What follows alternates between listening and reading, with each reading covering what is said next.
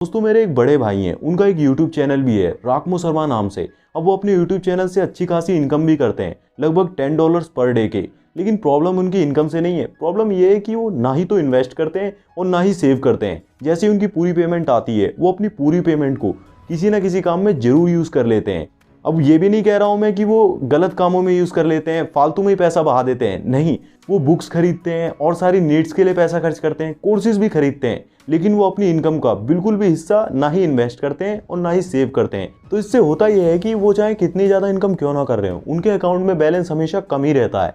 अगर उन्हें अभी किसी चीज़ की ज़रूरत पड़ जाए तो उसे नहीं खरीद सकते। मतलब जब तक आप अपने पैसे को इन्वेस्ट नहीं करोगे ना, तब तक आप अमीर बन ही नहीं सकते। जब तक आपके पास अपने सारे एक्सपेंसेस का, सारे खर्चों की लिस्ट नहीं होगी ना, तब तक आप अमीर बन ही नहीं पाओगे। तो दोस्तों इसीलिए आज की इस वीडियो में हम 2024 के लिए एक बेस्ट फाइनेंशियल प्लान बनाने वाले हैं, जिसके अंदर हम 5 चीज़ें कवर करने वाले हैं। नंबर 1 पर होगा हमारा रिस्क और रिटर्न। नंबर 2 पर एसेट्स, हम कौन से एसेट्स बाय करेंगे। नंबर 3 पर होगा हमारा बजट। नंबर 4 पर प्रोटेक्शन और नंबर 5 पर ग्रोथ। नंबर 1 है रिस्क और रिटर्न। ये काफ़ी ज़्यादा इंपॉर्टेंट फैक्टर है, लेकिन काफ़ी सारे लोग इसे मिस कर देते हैं। रिस्क और रिटर्न हमेशा से सेम ही होते हैं। जितना ज़्यादा आपका रिस्क लो होगा ना, उतना ज़्यादा आपका रिटर्न भी लो होगा। लेकिन ऐसा बिल्कुल भी नहीं है जितना ज़्यादा आपका रिस्क हाई होगा उतना ही ज़्यादा आपको हाई रिटर्न मिलेगा। ऐसा सेम नहीं होता। लेकिन ऐसा बहुत कम होता है कि आपको बिना हाई रिस्क लिए हाई रिटर्न मिल जाएगा। इसीलिए हम रिस्क और रिटर्न के फैक्टर को ध्यान में रखते हुए आगे बढ़ते हैं और देखते हैं कि ऐसे कौन कौन से एसेट्स हैं जिसमें आप अपना पैसा डाल सकते हो या फिर लगा सकते हो। इसे हम 3 कैटेगरीज में डिवाइड करते हैं, लो रिस्क, मीडियम रिस्क और हाई रिस्क। लो रिस्क में क्या आता है? लो रिस्क में आता है फिक्स्ड डिपॉजिट यानी कि FD, EPF आता है एम्प्लॉय प्रोविडेंट फंड, PPF आता है पब्लिक प्रोविडेंट फंड, NPS आता है नेशनल पेंशन स्कीम। और गोल्ड को भी हम लो रिस्क में ही ले लेते हैं क्योंकि इसमें ज़्यादा उतार चढ़ाव नहीं होता है। फिक्स्ड डिपॉजिट को हम यूज़ करते हैं अपने पैसे को प्रोटेक्ट करने के लिए, ना कि ग्रो करने के लिए, क्योंकि वो 5-6% हमें देता है जो कि इन्फ्लेशन तक को बीट नहीं कर पाता। और अपने पैसे को ग्रो करने के लिए हमें इन्फ्लेशन को तो बीट करना ही पड़ेगा ना, तभी तो हमारा पैसा ग्रो करेगा। अगर आप कॉर्पोरेट एम्प्लॉय हैं तो आप EPF के लिए 101% एनरोल कर दीजिए। पिछले साल 2023 में 8.15% फिक्स्ड रिटर्न मिल रहा था। अगर आपने इन्वेस्ट नहीं किया तो आप कर क्या रहे हैं? PPF में भी 7.1% मिल रहा है, पर इसमें प्रॉब्लम यह है कि ये 1.5 लाख मैक्सिमम होता है और 15 साल के लिए लॉक इन भी करना होता है। तो अगर आप सोच समझ कर लेना चाहें तो ले सकते हैं। NPS बहुत बढ़िया है, लेकिन ये रिटायरमेंट के लिए है। 60 साल के बाद ही आपको इसका बेनिफिट मिलेगा। अगर आप लॉन्ग टर्म के लिए, रिटायरमेंट के लिए, बाद के लिए चाह रहे हैं तो आप इसमें भी इन्वेस्ट कर सकते हैं। गोल्ड खरीदना हो तो हम ज्वेलरी नहीं खरीदेंगे, ज्वेलरी सिर्फ दिखावे के लिए। इन्वेस्ट करने के लिए हम खरीदेंगे डिजिटल गोल्ड, और उसके अंदर भी SGBs यानी कि सॉवरेन गोल्ड बॉन्ड्स। ये एक तरीके से गोल्ड खरीदने का तरीका है गवर्नमेंट से। जैसे जैसे गोल्ड का प्राइस बढ़ता है वैसे वैसे आपका पैसा बढ़ता चला जाता है, प्लस आपको उसके ऊपर 2.5% भी मिलेगा। लेकिन आपको SGBs को 8 ईयर्स के लिए होल्ड करना पड़ेगा, तभी वो आपके लिए टैक्स फ्री होगा। अब ये सारे एसेट्स आपको 6 से 10% का रिटर्न देंगे, लेकिन इसके लिए आपको ज़्यादा रिस्क भी नहीं लेना पड़ेगा।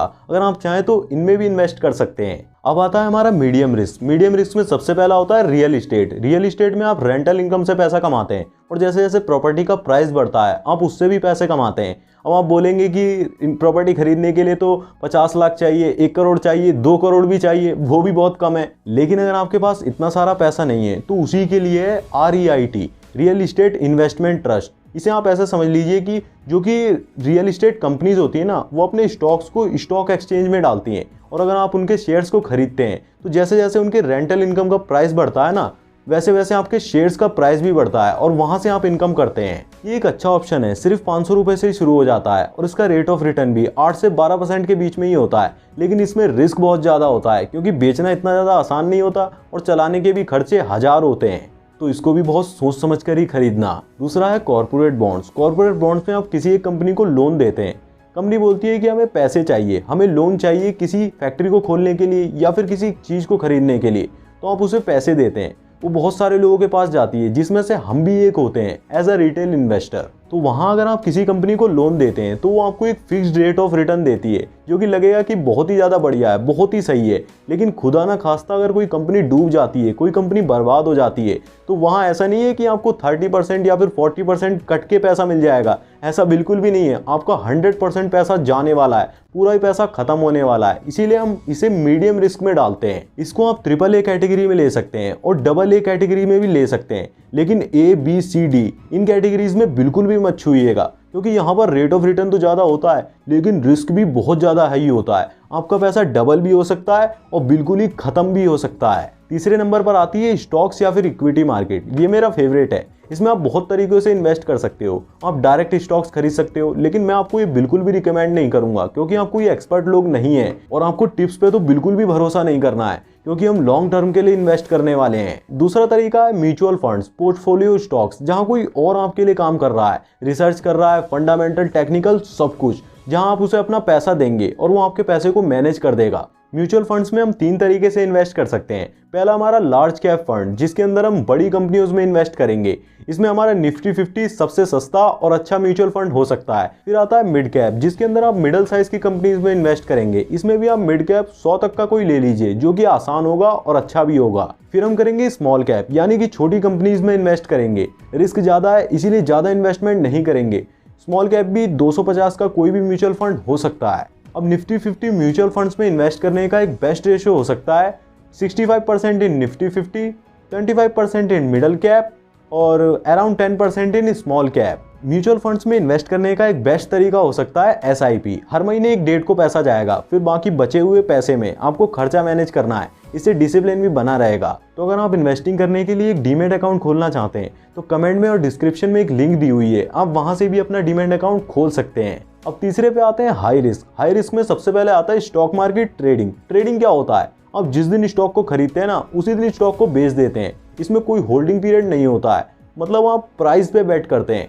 जितना ज़्यादा प्राइस ऊपर जाता है आप उतना ज़्यादा कमा भी सकते हैं, लेकिन आपका प्राइस अगर आप नीचे चले गए तो आप माइनस में भी जा सकते हैं। इसे आप एक तरह से जुआ भी कह सकते हो। ट्रेडिंग की अगर आपको नॉलेज है ना, आपको समझ आता है कि क्यों कंपनी का प्राइस ऊपर जा रहा है, नीचे जा रहा है, तभी आप ट्रेडिंग कीजिएगा और दूसरों के पैसे तो बिल्कुल भी मत कीजिएगा।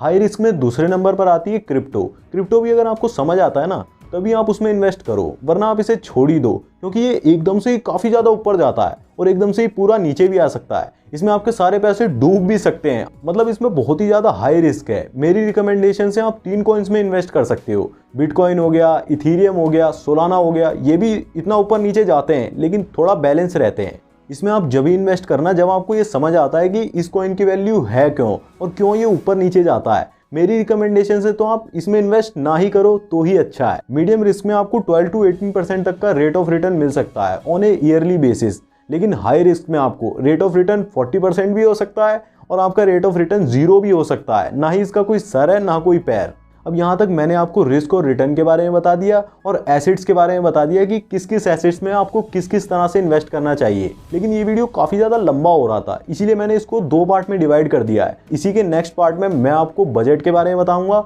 और प्रोटेक्शन के बारे में बताऊंगा और बताऊंगा कि कैसे आप अपने पैसे को ग्रो कर सकते हैं।